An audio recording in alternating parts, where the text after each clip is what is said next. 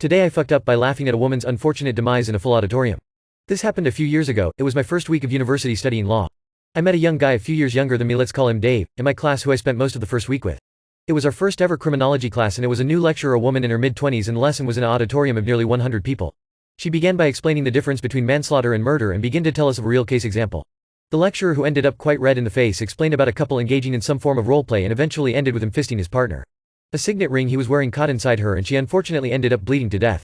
Now comes the fuck up. Obviously after this story there was a very awkward silence. Dave thought this break in noise was the perfect time to ask me a pertaining question in his innocence. I get why that would be considered manslaughter, but why does she keep saying fisting instead of punching? The question was so hilariously innocent at the worst ever time. I'm now sitting laughing unbelievably loudly after this absolute horrible story. It was 100 times funnier like a joke at a funeral because I knew how surreal it must be for everyone else in attendance of me laughing so hard I can barely breathe.